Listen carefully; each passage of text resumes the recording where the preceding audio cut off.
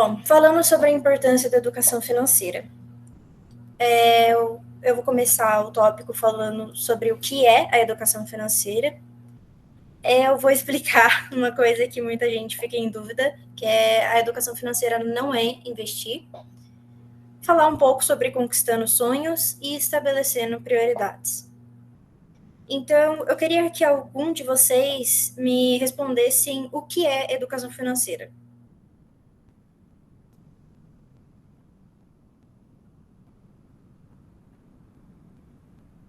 Se vocês puderem aí mandar ou no chat ou...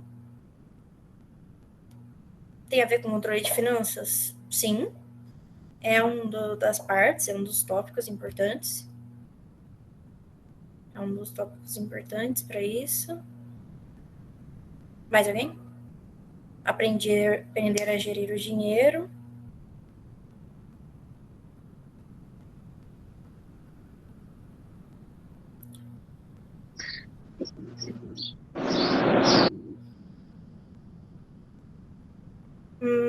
Saber usar dinheiro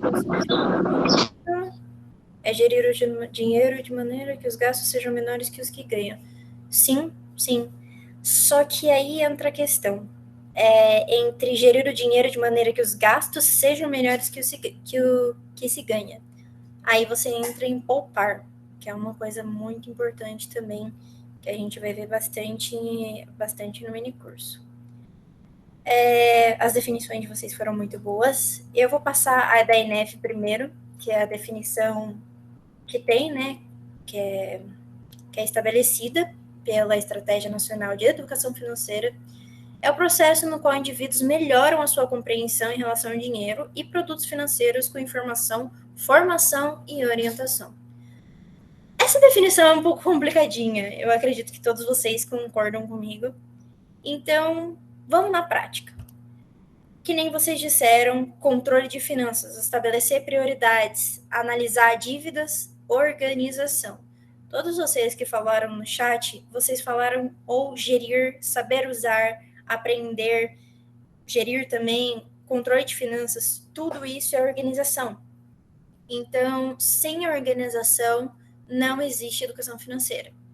Então, esse é um dos tópicos mais importantes.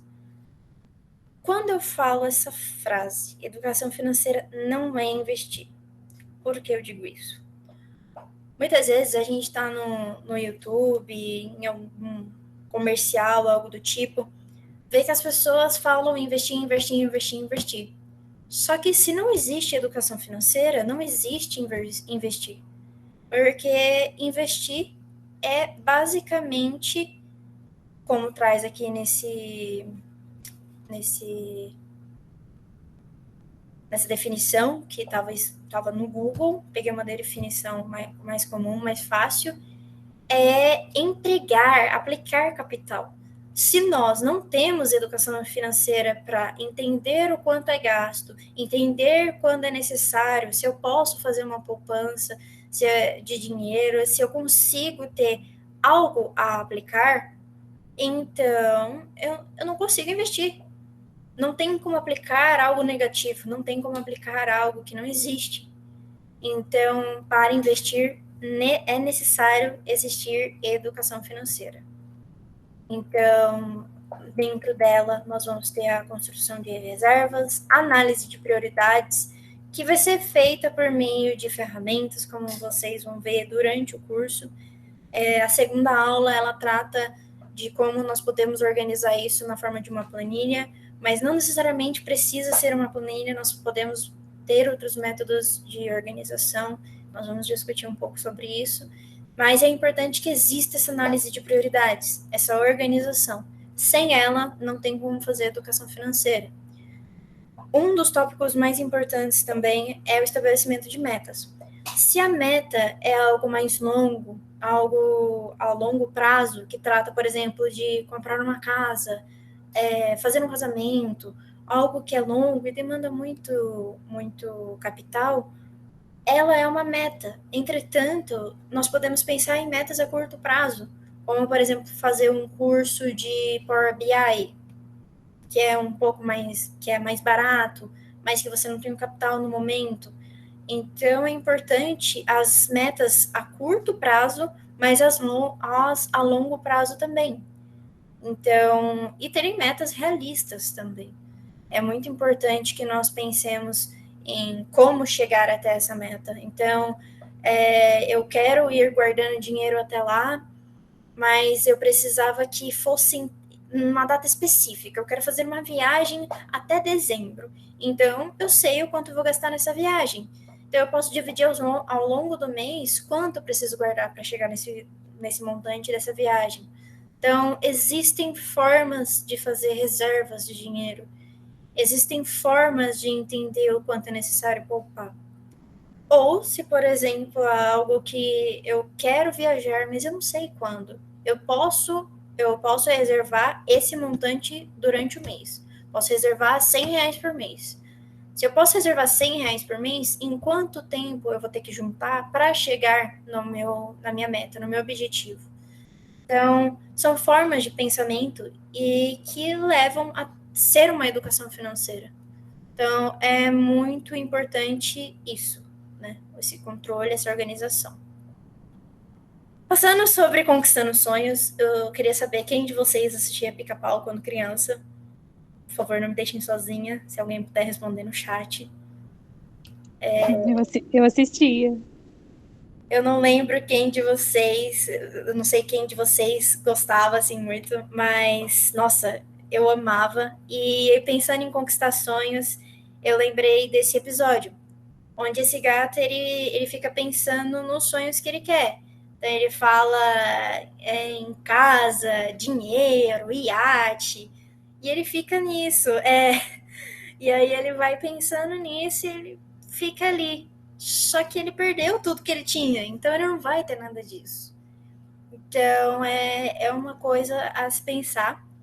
E, enfim, eu falei de conquistar sonhos, eu lembrei desse gato.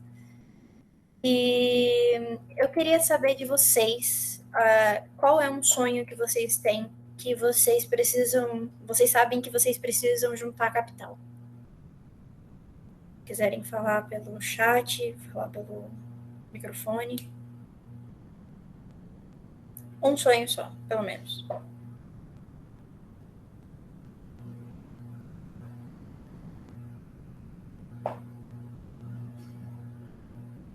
Abrir uma empresa, sair do país, independência financeira, casar, viajar.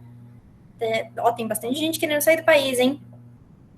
Mas o que fazer para conquistar esses sonhos? Quando que eu começo a pensar nesses sonhos?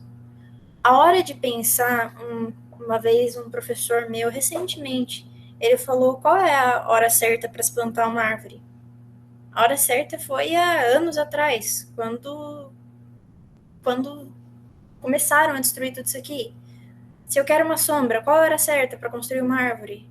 Sei lá, 100 anos atrás, para eu ter sombra agora. Só que no momento, não adianta eu pensar no que eu não fiz. Eu tenho que pensar no que eu posso fazer. Então, nós temos que pensar quais são os planos daqui para frente.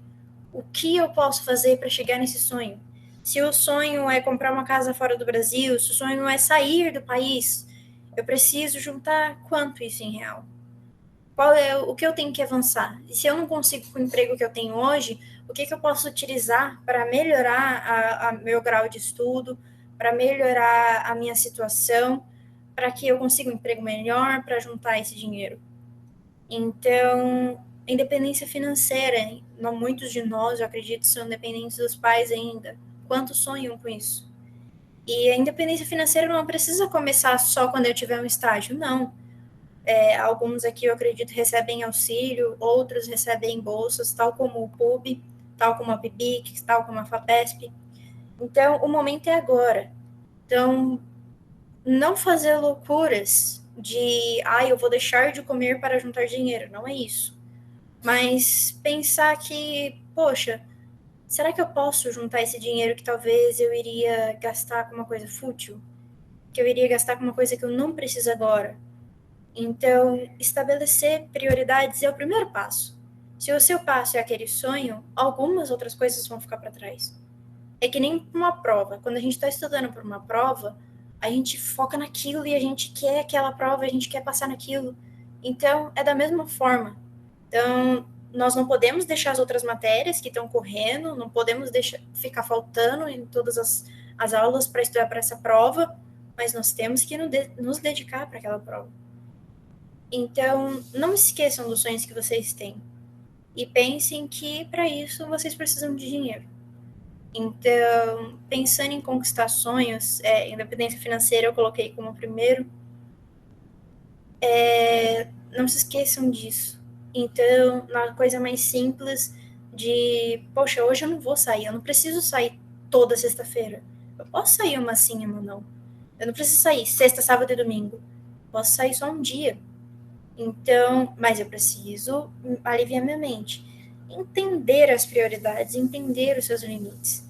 Então, a organização é o ponto crucial para entender e para ter, de fato, uma educação financeira que seja para o resto da vida. Então, falando de conquistar sonhos, eu coloquei saúde mental, porque é uma das coisas que a independência financeira e a educação financeira nos dá. Quando nós podemos deitar a cabeça na cama e não pensar que temos dívidas, você consegue descansar melhor. E nós temos que pensar nesse descansar. Então, ter uma saúde mental de poder não se preocupar com isso, não se preocupar se está devendo muito para alguém. Então, é aquilo. Da mesma forma que não existe investir sem ter o que investir, sem ter uma reserva, nós não podemos pensar em investir se nós temos dívidas.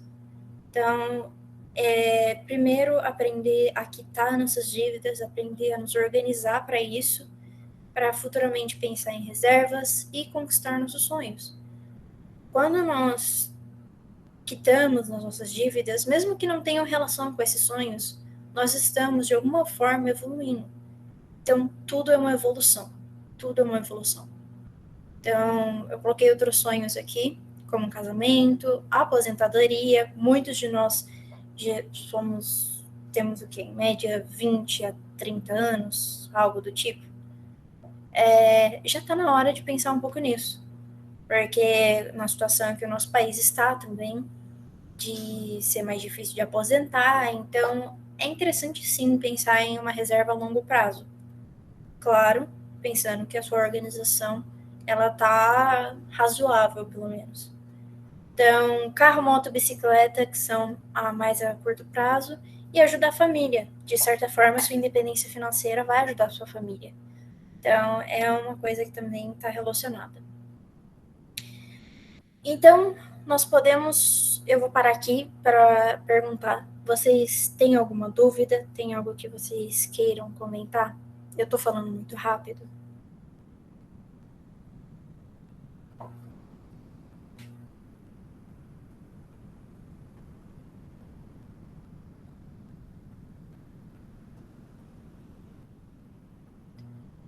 Certo. Então, 2 pessoas confirmaram aqui, eu vou dar prosseguimento. Então, vamos pensar como estabelecer prioridades.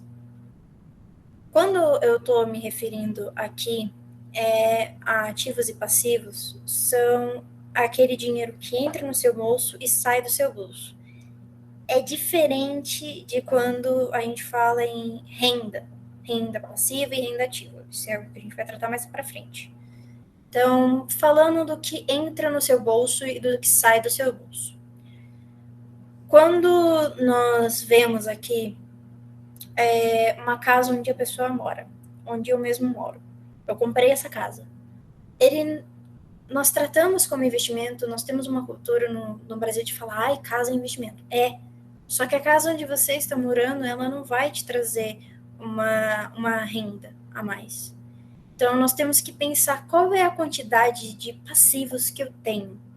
Então, eu tenho carro, eu tenho a casa onde eu moro, que eu vou ter que pagar as dívidas do mês, eu tenho roupas que são caras, que muitas vezes a pessoa fala, eu vou comprar de marca X, só que se der algum problema eu vendo. Ela perde valor de mercado, assim como o carro também perde. Então, não é um investimento. né? É algo que vai perder valor. Não quer dizer que você não deva comprar esses itens. Só que temos que entender que são passivos. Temos que entender que não são investimentos, que eles vão trazer custos e que se algo acontecer, se você perde o seu emprego, eles podem dar uma ajudada caso você vender, mas eles não vão ser uma renda. Então, é necessário equilibrar essa balança. Então, se caso você perdeu o seu emprego, tem um imóvel alugado, que aí a pessoa vai lá, pega aquele aluguel e tem como fonte de renda. Isso é um caso de alguém que consegue fazer isso. Agora, quando fala da realidade de nós estudantes, por exemplo, como ter um ativo que seja fora as bolsas que nós recebemos, ou se, sei lá, os pais perdem o emprego, como fazer? Aí que nós pensamos, o que dá para fazer? Poxa, dá para eu pensar agora em fazer que nem muitos fazem no Campus 1, principalmente, é bem visto isso, de fazer um doce para vender, né? Isso dá para fazer quando a pessoa precisa, mas também como uma forma de empreendedorismo, que já vai te dar uma reserva, que já vai te dar um dinheiro a mais no final do mês, que pode te ajudar. Então, pensando também na bolsa que você recebe, controlar para ter uma folga, para que você tenha esse dinheiro reservado, que você possa pensar futuramente em aplicar esse dinheiro. Então, nós vamos ver no mini curso também como fazer aplicações que vão desde, tipo, conseguir investir R$ 30 até o céu é o limite. Então, é muito importante que nós entendemos isso. Nós conseguimos ter algum ativo que supra os passivos que eu tenho, que se algo acontecer, eu consigo manter isso que eu tenho. Então, é muito importante nós pensarmos nisso e nos organizarmos para melhorar nessa parte. Segundo passo, ele trata de montar um fluxo de caixa pessoal. Então, esse é um exemplo de uma planilha. Eu utilizei essa planilha por muito tempo. Aliás, foi a primeira planilha que eu utilizei. E foi mudando quando eu fui mudar para cá. Então, muitos de nós, alguns de vocês são 2023, são 2022. Os próprios que entraram na faculdade em 2021. Ano passado, eu acredito que a maioria de vocês teve que lidar com uma entrada e saída de dinheiro, uma administração financeira que talvez vocês não eram acostumados. Lidar com isso sem ter um fluxo de caixa, sem ter algum lugar que mostre o quanto você gastou nisso, naquilo, o quanto você tem disponível para gastar esse mês, é muito difícil. E essa simples atitude, ela não é coisa de fazer todo dia. Ai, meu Deus, eu preciso ficar todo dia olhando na minha planilha. Não. É uma coisa de semanal. Pegar um sábado, 10, 15 minutos, você consegue organizar a planilha daquela semana, ver aquilo que você gastou no seu cartão, ver aquilo que foi gasto em dinheiro. Então, fazer esse fluxo de caixa pessoal, ele é importantíssimo para termos visão. Se nós não conseguimos enxergar aquilo que foi gasto, aquilo que nós temos disponível de crédito ainda, nós não conseguimos administrar bem. Então, fica tudo meio nublado. Apesar de ter os aplicativos que mostram o quanto foi gasto, o quanto que entrou dentro da sua conta, isso não é suficiente. Porque vai ser complicado de ficar olhando que gasto que foi, e ainda mais com o Pix, que muita gente não coloca embaixo o que é aquilo. Então, se foi gasto com sorvete, se foi gasto com algo além. Então, é algo que, se nós deixamos escrito, nosso cérebro entende. Nós não somos perfeitos, nossa memória não vai ser perfeita. Então, não confie só em você. Coloque isso em algum lugar. Né? Muitos de nós fazemos anotações nas aulas justamente por isso, para conseguir ter e não confiar somente na nossa memória. Então, esse é o segundo passo. e mostrando aí outro tipo de planilha, que eu acredito que quem gosta de planilha vê esses gráficos e fica, ai, que bonitinho, olha como funciona.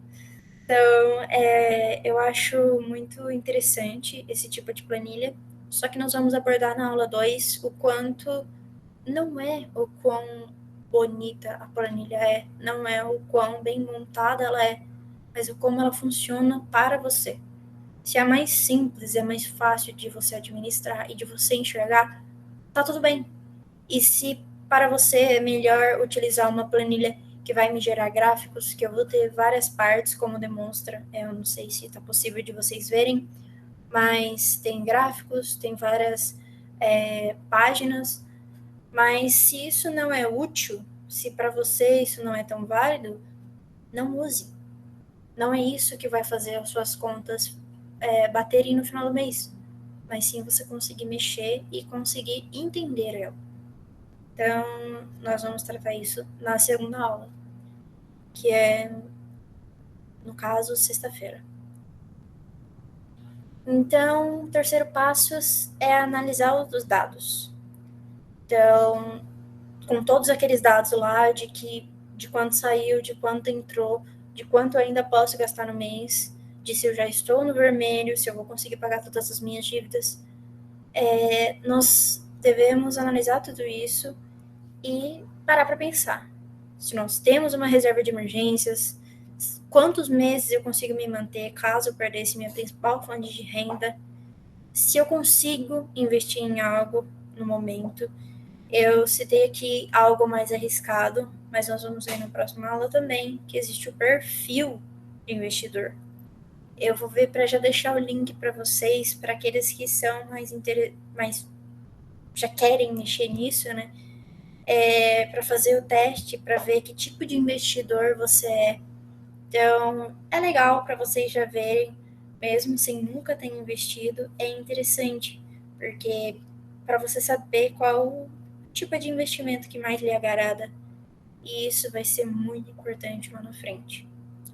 Então, eu vou ver para já deixar para vocês irem fazendo, mas o mais importante vai ser por volta ali da terceira aula, para nós entendermos também isso. Alguma dúvida?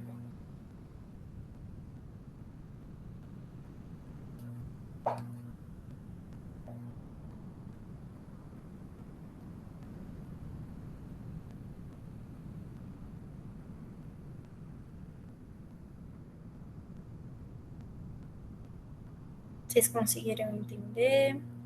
Sim, os slides serão enviados no Classroom. Eu ainda não coloquei lá. Assim que a aula acabar, eu vou colocar. E aí vai ficar disponível para vocês, os dois.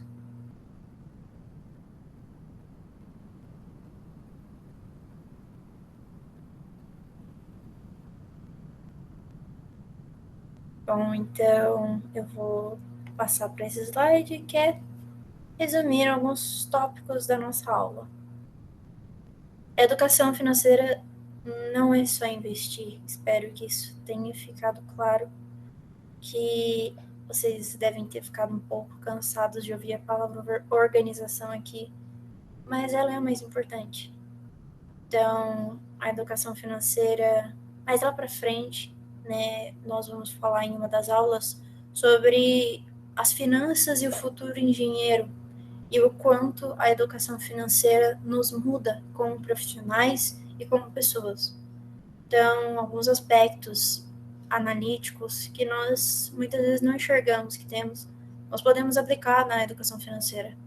Então, acredito, né, todos aqui fazem engenharia, e independente de que engenharia é sua, as capacidades que nós adquirimos, elas servem para tudo. Nós muitas vezes não conseguimos enxergar isso. Então, a educação financeira não foge disso. Como engenheiros, nós temos capacidades que devem e podem ser exploradas cada vez mais para diversos aspectos. Então, nós vamos tratar aqui durante o mini curso sobre investimentos, sobre algumas siglas que muitas vezes as pessoas não entendem, porque muitas vezes usam textos gigantescos para tratar de algo simples. Então, nós vamos explicar sobre isso, nós vamos explicar sobre os 2 tipos de aplicação, né, a que é de renda fixa, a de renda variável, e explicar um pouco sobre como nós como engenheiros, podemos lidar com as finanças. Então, é muito importante, acredito, não sei se precisa ler, né, mas entender e estabelecer prioridades, focar e ter um propósito. Então, proponho para vocês que vocês pensem qual que é o propósito, qual que é o maior sonho de vocês. Alguns falaram casar. E é uma coisa que, dependendo do que você quer, vai gastar dinheiro. Então, não esqueça esse propósito, né? E vai pensando nisso em cada momento que você for organizar a sua planilha, pensar que tudo isso é por um motivo e que vocês vão chegar nesse sonho de vocês e no propósito de vocês. E eu acredito que é isso.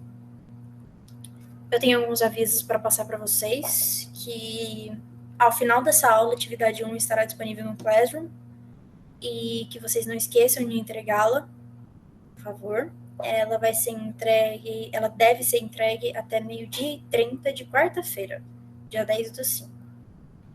E será um form sobre alguns aspectos dessa aula. Ele tá bem simples, ele tá bem curtinho, bem tranquilo de ser resolvido, mas se vocês tiverem alguma dúvida sobre ele, por favor, mandem mensagem para mim, que eu vou ter o maior prazer em ajudar vocês. Então, é isso. Eu espero vocês na próxima aula. Nós vamos aprender algumas ferramentas para melhorar nossa saúde financeira e voar e conseguir chegar naquilo que nos planejamos. Então, eu espero vocês. E a nossa próxima aula é sexta-feira, no mesmo horário e com o mesmo link. Então, uma meia hora mais ou menos, eu já mando um oi para vocês no WhatsApp. Mas, de qualquer forma, eu estou disponível para vocês a qualquer momento.